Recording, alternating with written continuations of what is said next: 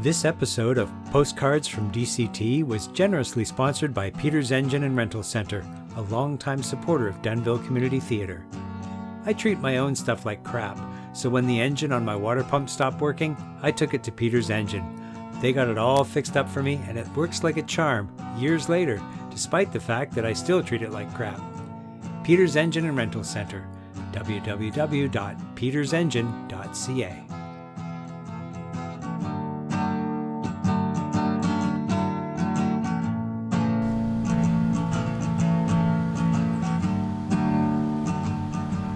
Hi, and welcome back to Postcards from DCT. In our second episode, in our Close to the Curtain segment, you'll be hearing from a lot of actors about favorite plays and favorite characters to play. And speaking of plays, Ellie will be talking about Aristotle in her Dramatic Moment segment. Enjoy!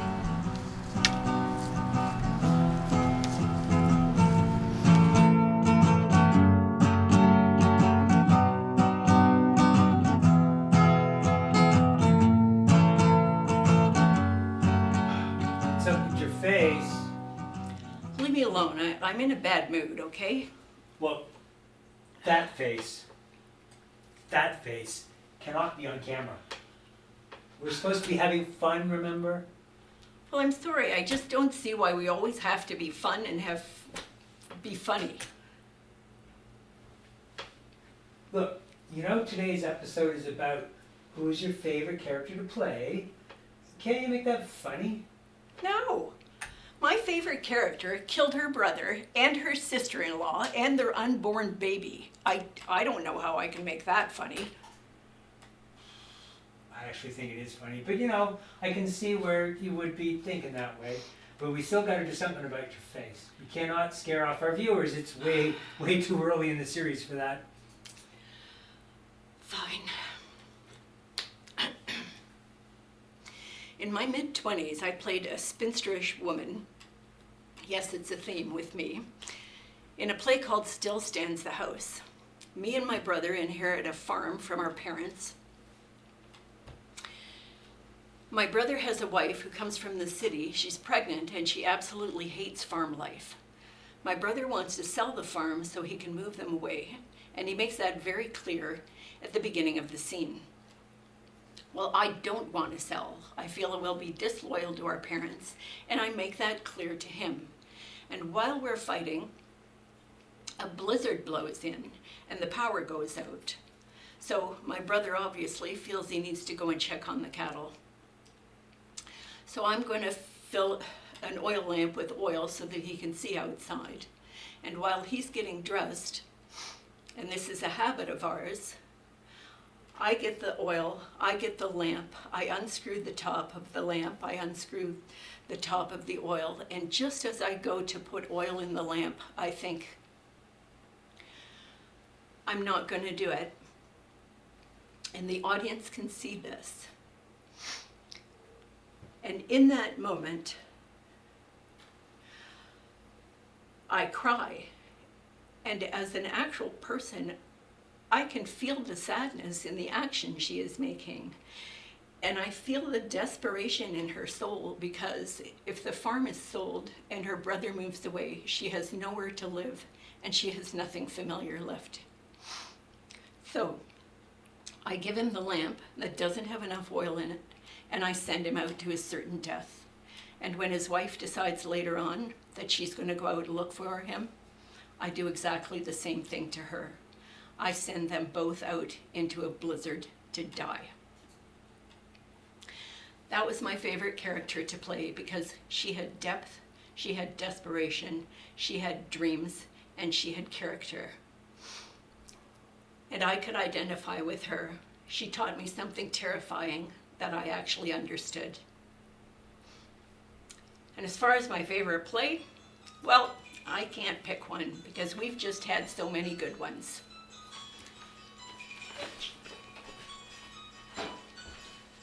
That's not our theme music, is it? It was so long ago, I'm not even sure if I can remember her name, but it was a play called The Gingerbread Lady, and it was a nice drama, comedy, and you don't get a lot of opportunities to do dramas. People don't want to come be all, whoa, you know, they want to laugh. Yeah. But my character used to be a very famous singer and ended up going into rehab with alcohol problems and came back home, and her best friends was a gay guy and this other lady who was obsessed with facelifts and things. Oh, okay. Yeah. And so I think it pushed me to places where I hadn't been, because we literally had to cry on Right. stage and stuff, and so I remember that one fondly, only because I got pushed. Yeah. I got to go outside in my little happy, safe place Yeah. and be something that I wasn't, you know, Right. be an alcoholic, get beat up by your boyfriend, whatever. Yeah. But so it's probably my favorite. Well, I have to say that other than Nonsense, my other favorite play that I was ever in was My Name is Alice. And it was a musical, and we had so much fun in it. And I played several crazy characters. And I think one of the best things of it was that my daughter was in it, and she played an even crazier character than I did. And we all laughed so much. And I became Catherine Stengel's mother. And then I was a poet, and I had to be very serious at another point. At another point, I was falling all over the stage in a red jumpsuit. I think it was actually red pajamas. Yeah, I looked pretty silly. Anyway, favorite plays. I don't know. It's hard to say which one's my favorite, but that was one of them. I'm wondering, what was your favorite character that you ever played on stage? My favorite character that I ever played was Willy Wonka. Oh, Yeah, I had this crazy purple pantsuit and a big rainbow walking stick, and it was very fun. I had a great time. no doubt. And was that also your favorite play, or did you have a different favorite play? I really love Charlie and the Chocolate Factory, but my favorite play that we've done was Book of Mormon. So fun. I was Elder Price. Oh, Time of my life. that sounds really fun. Yeah.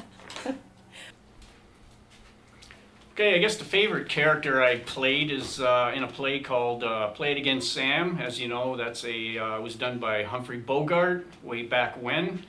I played the part of Humphrey Bogart in that play, and it was very interesting because being how the play was done professionally, there's a little bit of onus on the actor to kind of meet the demands that was put on screen. I didn't know how I did because at the time the lead character was, he had gotten a car accident and he couldn't play the part, so I had to step in 2 weeks prior.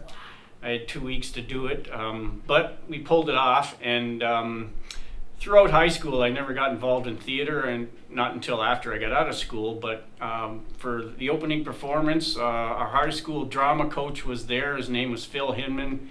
And when he came up to me after and said I did a wonderful job, I took it as being, he knew what he was talking about, so that's probably my favorite character.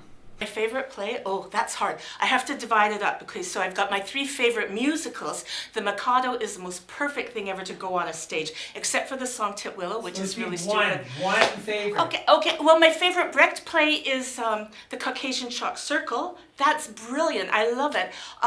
But the other two musicals that I really like. One favorite play. Come From Away and Les Mis, of course. The original staging.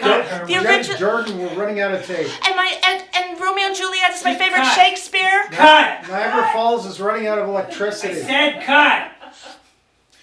And the Scottish play. If I'd thought about it, I would have actually looked this up because I can't ever remember the character's name. It was the lead from the 39 Steps. That was an awesome play. It was a large play, large part. It was the only time I've been approached by the director ahead of time and said, will you play this role? Because I'm not going to license this play unless you're playing this role. And I was honored, and at the same time felt on the spot like, you can't really say no. So I said yes, and it was a blast. It was a great character, and at one of our rehearsals, Nick Mancuso was a guest star guy coming to help out and talk to the actors. And like I watched Nick Mancuso doing Stingray in the 80s. He was one of my heroes. And so to meet him and to do this character, it was a blast. I loved that play. I loved playing that character. Just wish I could remember his name. Okay, my favorite role was in The Kitchen Witches because that was my very first formal play with the theater, and it was such a good experience, and that led me to do more with the theater. But we had so much fun playing those characters. That was Diane Morris and I were the two kitchen witches, and it was just such a positive, fun experience that drew me into the theater to do more.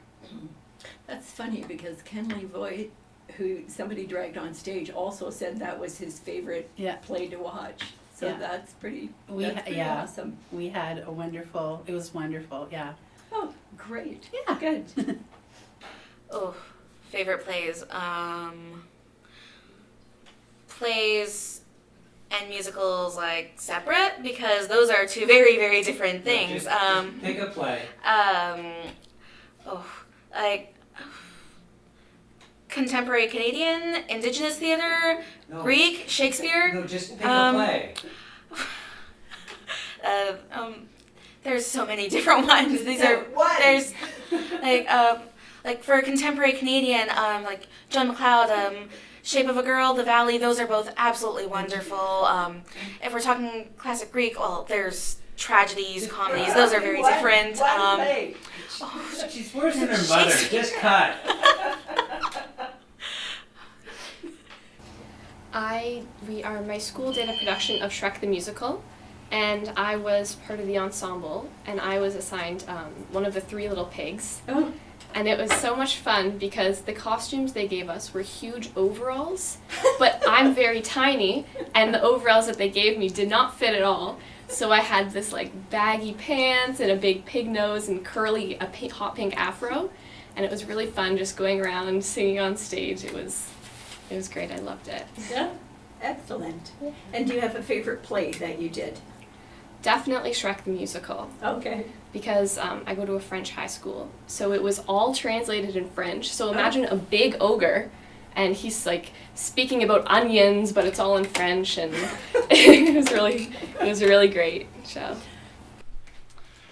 My favorite character that I have played so far, going back to my elementary school days, would have to be Lumiere from Beauty and the Beast. As my career right now, I'm an early childhood educator, so I'm still a kid to these days, and Lumiere was just a fantastic character to play, be my guest. I'm not the greatest singer, but that song is just a joy to sing. And just my outfit, it was a tights, basically almost a crop top, bright yellow, and then I had these frilly pants on that were super tight as well, and I had little soap bottles as my candlesticks with the flames just a-going, so that's definitely my favorite character by far so far. My favorite character would have to be Chris Harper in Calendar Girls. It was my first lead with DCT, and I just loved the way her story evolved. I loved the way her character grew. I loved that when the show was over, people would come up to me in town and women would tell me how I inspired them to do something out of their comfort zone, to be something they hadn't been. Actually, several women came to me and told me they left an unhappy marriage because of that play. And it was good for me personally. I was newly separated and feeling kind of finished, I guess. And it really gave me confidence to put myself back out in the world and to be my own person. So she's one of my favorite people. And I worked with an amazing cast and an amazing crew, and it was just all over a great experience. Favorite character I ever played? I haven't played enough, but of the ones that I have played, let me see, I played a woman, a 22-year-old boy, and a guy walking around without any pants. There was the sloth, where I played some sort of a forest guardian kind of zookeeper kind of guy. I'm going to go with the 22-year-old guy because that was the easiest for me to do. do you think of those favorites? Maybe you have your own favorite play. Maybe even something you'd like to see DCT put on stage. You know, once we're actually on stage. Feel free to send us your opinions. Until then, prepare to be educated with...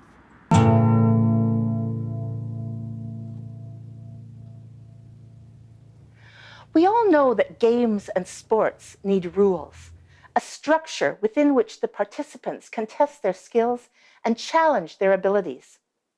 Poets may challenge themselves to create something new within the strict rhyme schemes of a Petrarchan or Elizabethan sonnet. And the bard himself, Shakespeare, wrote all his plays celebrating the majesty and glory of the English language within the constraints of iambic pentameter. Did you know that Aristotle outlined the rules for Greek dramatists to follow? We call them the three unities. And while the Greek playwrights may have done their best to follow them, they have not been much honored by playwrights in the Western tradition of theater who followed. First of all, there was the unity of time. All the action of the play took place within one day, basically real time. That's why, for example, in Oedipus Rex, Oedipus is always saying things like, "Yes, we need to hear from so-and-so. That's why I sent for him yesterday. Look, here he comes now." No flashbacks, no fast forwards, no 1 week later allowed. Secondly, there was the unity of scene or setting. All the action of the play had to take place in one spot. In Oedipus Rex, for example, we're on the palace steps. The chorus are the townspeople, and Oedipus wants to make sure that he is seen to be doing the right thing for his people in the most public way possible. Sadly, of course, this means that the revelation of his prior actions and their result is out in the open for all to see. And thirdly, we have the unity of action or storyline. There are no side stories or subplots. Every word and action is focused on a single narrative. And in the case of poor old Oedipus, we can watch in fascination and horror as the pieces of the puzzle are brought inexorably together. This has been Ellie B. of the DCT with another dramatic moment.